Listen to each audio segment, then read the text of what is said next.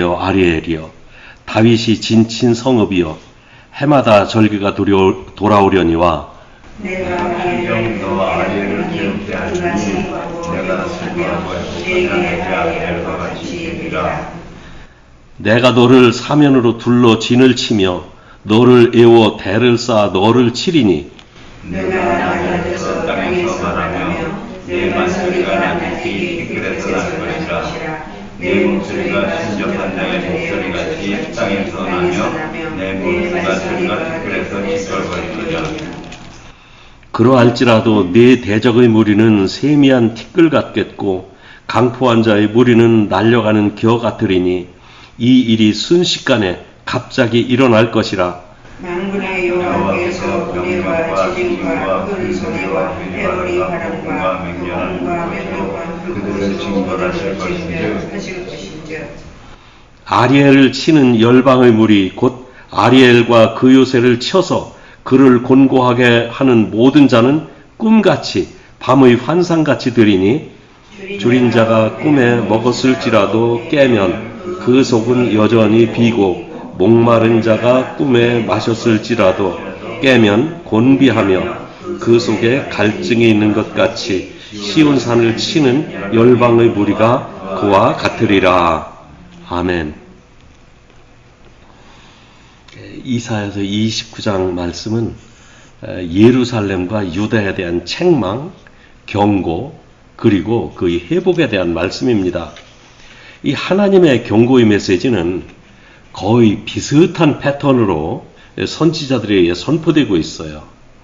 분명히 이스라엘이 하나님 앞에서 범한 죄악에 대해 주변의 강대국들을 사용하셔서 징계하십니다. 그리고 그 징계가 끝나면 징계에 사용하셨던 주변 강대국들을 더 혹독하게 징계하시는 것, 이것이 하나님의 징계의 방법입니다. 이 본문에는 슬프다 아리엘이여 아리엘이여 이렇게 말씀으로 시작하는데, 이 아리엘은 하나님의 사자 또는 하나님의 제단이라는 의미가 있는 그런 그 단어인데, 바로 예루살렘을 부르는 별명이라고 합니다. 우리 그 개역 개정판 성경에도 보면 그 아리엘이라는 말에 1번 이렇게 쳐놓고 난외주에 보면 예루살렘을 가리킴, 이렇게 그것이 바로 예루살렘이라고 이제 말씀하고 있습니다. 그런데다가 또 1절에 보면 이렇게 다윗이 진친 성읍이여 아리엘을 이렇게 부르고 있거든요. 다윗이 진친 성읍, 이것은 곧 다윗성 예루살렘을 부르는 이름이 확실합니다. 하나님이 예루살렘을 징계하실 때 적들이 예루살렘 사면을 둘러 진을 칠 것이라고 했어요. 이렇게 무섭게 이스라엘을 치신 후에는 5절 이하에 보면 또 네 대적의 무리가 바람에 달려가는 겨같이 순식간에 망할 것이라고 또 말씀하시거든요. 그러면서 이제 6절, 7절 말씀에 보면 우레소리, 지진, 회오리 바람과 같이 빠르게 대적들을 물리치실 것이며 그 대적들은 마치 꿈을 꾼 것처럼 허탈하게 될 것이라는 말씀으로 이어가십니다. 그렇게 멸망할 대적의 정체는 7절에 보면 이렇게 아리엘을 치는 열방의 무리 곧 아리엘과 그 요새를 쳐서 그를 곤고하게 하는 모든 자는 꿈같이 밤의 환상같이 되리니, 이 말씀으로 봐서 이 아리엘을 치는 무리들, 아리엘을 힘들게 괴롭혔던 그 모든 자들이라고 했으니까 예루살렘을 공격하고 백성들을 죽이고 쓸만한 사람을 포로로 끌고 갔던 아수르와 그 바벨론, 이것을 일컫는 말인 것을 우리가 알 수 있습니다. 그리고는 이제 8절에 보면은 참 이게 이사야 선지자의 아주 재치 있고 그 빛나는 표현이라고 생각되는데, 마치 꿈을 꾼 것과 같이 남는 것이 없다고 그랬어요. 꿈속에서 있었던 일이 꿈을 깬 후에 남는 게 하나라도 있었나요? 제가 어렸을 때 그 할아버지하고 한 방에서 잤거든요. 그 아랫목에서 할아버지께서 주무시면 저는 운목에서 이렇게 이제 공부하다가 운목에서 잠들게 되는데, 그 다음날 아침에 일찍 일어나야 돼요. 왜냐하면 학교가 9시에 시작하잖아요. 학교까지 2시간 걸리거든요.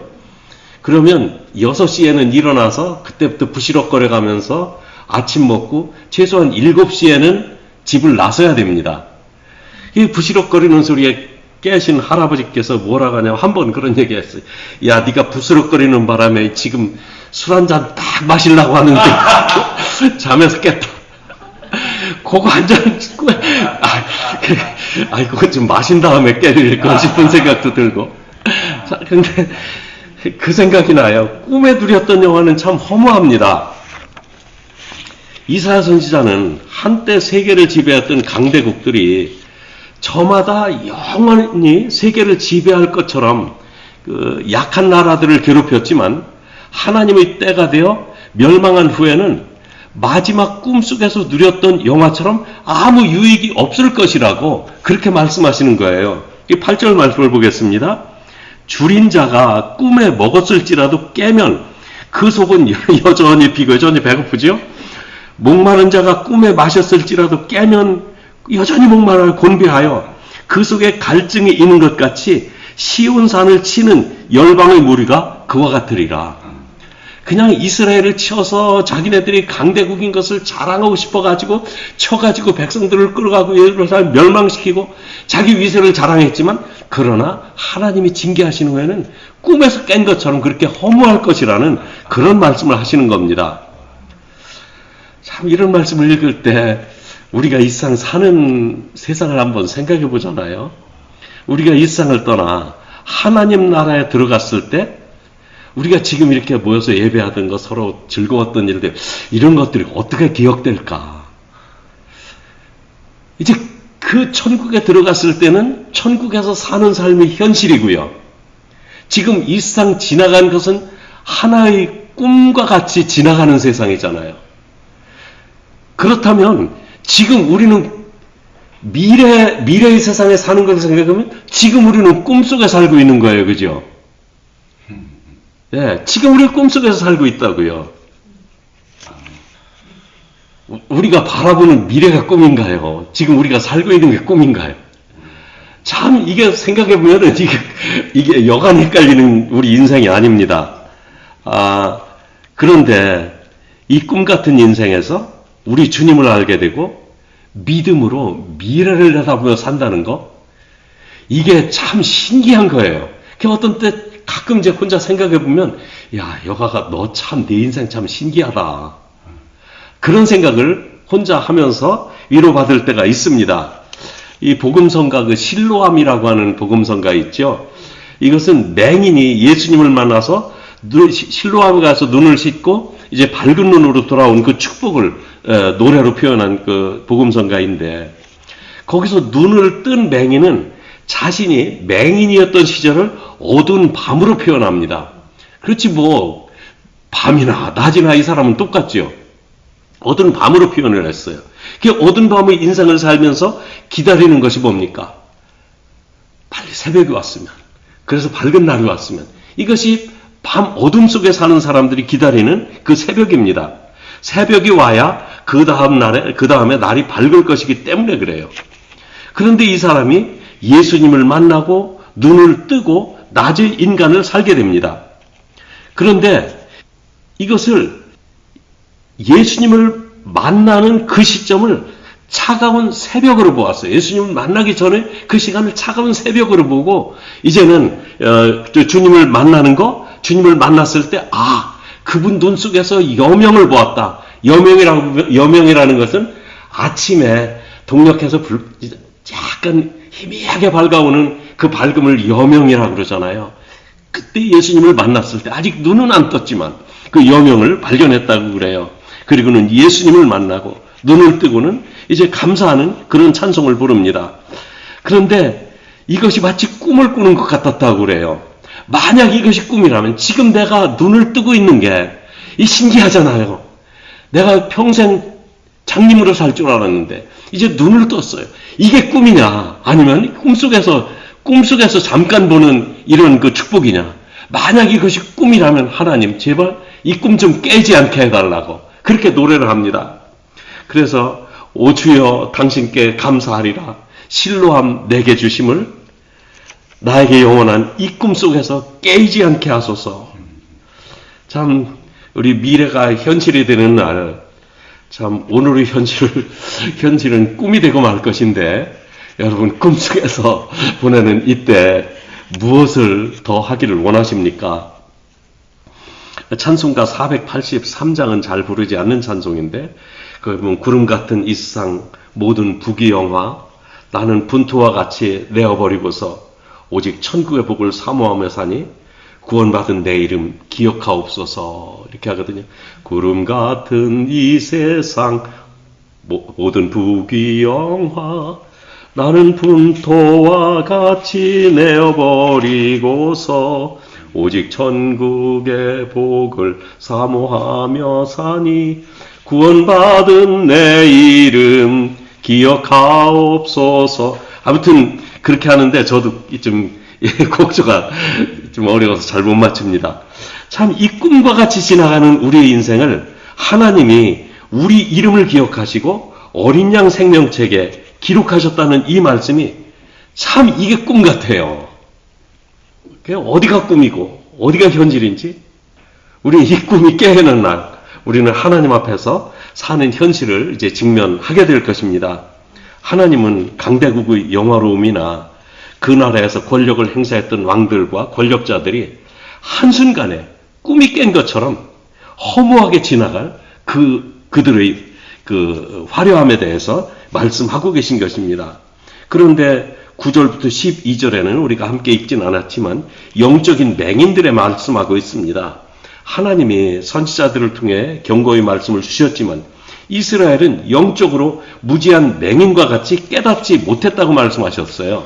그리고 11절에 보면은 하나님이신 계시의 말씀이 마치 봉안책의 말처럼 되었다고 이렇게 말씀하시는데 그러므로 모든 계시가 너희에게 봉안책의 말처럼 되었으니 그것을 글 아는 자에게 주며 이르기를 그대에게 청하노니 이를 읽으라 하면 그가 대답하기를 그것이 봉해졌으니 나는 못 읽겠노라 할 것이요.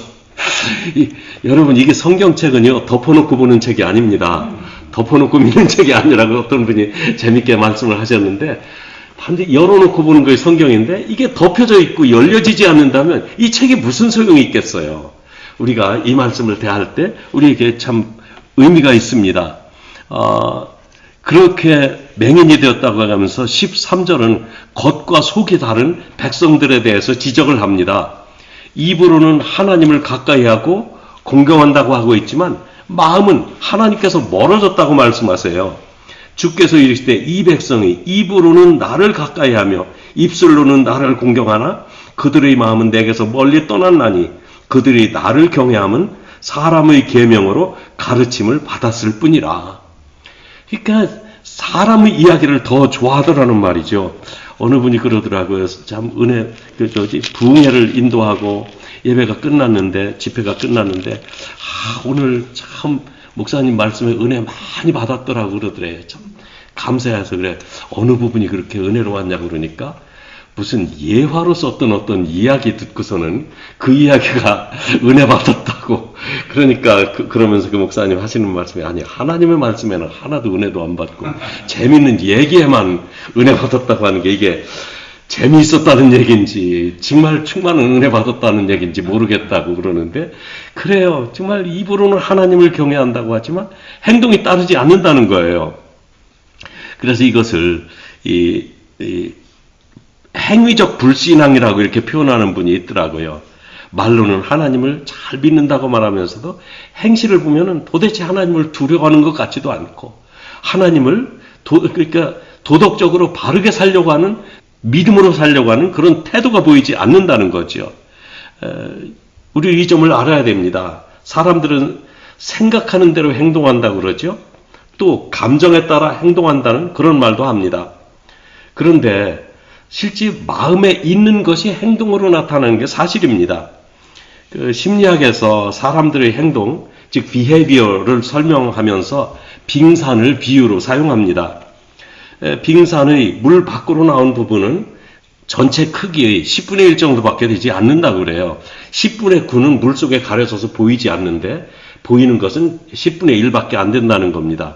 사람들이 그 사람이 어떤 사람인지 볼 수 있는 것은 그 사람의 행동과 태도 그것만 보지만 그것은 빙산에 솟아있는 10분의 1밖에 안 된다는 거죠. 그보다 더 깊은 곳에 10분의 9가 감춰져 있다는 겁니다. 그걸 5가지로 보는데 감추어진 부분을 첫째는 value, 그 다음에 need, 그 다음에 think, 그 다음에 emotion, 그 다음에 나타나는 것이 behavior입니다. 사람은 가장 깊은 곳에 무엇을 위해서 사는지 가치관이 자리를 잡고 있다는 거예요. 그 가치관에 따라서 무엇이 필요한지 필요가 결정이 된답니다. 그리고 무엇이 필요한지 알게 되면 그때 가서 이제 생각을 하게 되고 어떻게 이것을 얻을 것인가 생각을 하게 되고 생각하면서 이제 감정의 변화를 느껴서 그 마음의 변화가 감정의 변화가 행동으로 나타난다는 거죠. 이것을 행동을 낳는 5단계라고 말을 하는데 이 체계가 무너지는 것을 디스오더라고 말합니다. 디스오더, 장애라고 말하죠. 우리말로는. 그래서 지적장애, 행동장애 이 나타나는 거예요. 그러니까 생각은 이런 생각을 하면서 생각과 행동이 다르게 나타나는 거죠. 그리고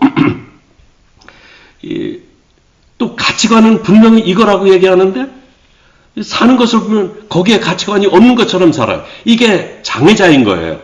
이걸 뭐 행동장애 또는 지적장애 이렇게 말하는데 이스라엘은 지금 지적장애에 걸려있는 거예요. 영적 장애에 걸려있는 거예요. 말로는 하나님을 경외한다고 말합니다. 그런데 행동은 그렇게 살지를 못합니다. 하나님은 그들의 마음이 내게서 멀리 떠났기 때문이라고 말씀하십니다. 그래서 하나님은 지혜자에게서 지혜가 없어지고 명철한 자의 총명이 없어질 것이라고 지적하시는데 14절에 그럽니다. 그러므로 내가 이 백성 중에 기이한 일, 곧 기이하고 가장 기이한 일을 다시 행하리니 그들 중에서 지혜자의 지혜가 없어지고 명철자의 총명이 가려지리라. 그런데 말이죠. 하나님은 이렇게 이스라엘이 못됐다고 지적하시면서 그들에게 또 기대를 하시는 것을 봐요. 참 하나님 못 말리는 분이세요. 22절 이제 끝부분에 가서 보면 22절부터 24절 말씀인데 22절에 보면 그럽니다. 그러므로 아브라함을 구속하신 여호와께서 야곱 족속에 대하여 이같이 말씀하시되 야곱이 이제는 부끄러워하지 아니하겠고 그의 얼굴이 이제는 창백해지지 아니할 것이며 아니 이스라엘을 부끄러운 백성으로 만들지 않으시겠다는 거예요. 그러면서 아브라함을 구속하신 여호와 또 그 하나님은 야곱 족속을 향해 밝은 미래를 내다보시는 하나님이십니다. 아브라함은 야곱의 선조이고 또 야곱 족속은 이스라엘 민족을 말합니다. 아브라함은 이스라엘 민족의 선조입니다. 그러면서 이제 조금 전에 읽었던 24절, 22절에 그런 말씀을 하시고 24절에 보면 마음이 혼미하던 자들도 총명하게 되며 원망하는 자들도 교훈을 받으리라. 이제는 제정신 차리고 내 백성으로서의 그 본래의 그 믿음으로 돌아올 것이라고 기대를 하신다는 것입니다. 영적장애, 행동장애를 일으키며 혼미하게 살던 자들이 이제 제정신으로 돌아온다는 거예요. 하나님은 왜 그러실까?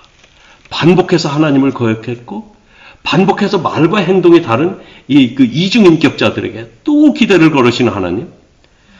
참 하나님은 별로 똑똑하지 않으신 분 같아요. 언젠가 말했듯이 하나님은 정말 바보가 되시기로 하신 것 같아요. 바보 하나님 같아요. 그런데 하나님은 이스라엘에게만 그러시겠습니까? 영적 장애자들과 같은 우리에게도 기대를 걸고 계시다는 겁니다. 하나님이 덜 똑똑해서가 아니라 하나님은 현실에 묶여 계신 분이 아니라 미래의 소망을 두시는 하나님이시기 때문에 그래요. 고장난 상태를 보시는 것이 아니라 수리해서 고쳐놓은 상태를 보시는 것입니다. 미련하고 연약한 우리에게 기대를 걸고 계신 하나님, 참으로 속도 없으신 분이시다. 그런 생각을 합니다. 그런데 그 하나님이 참 좋습니다. 기도하겠습니다.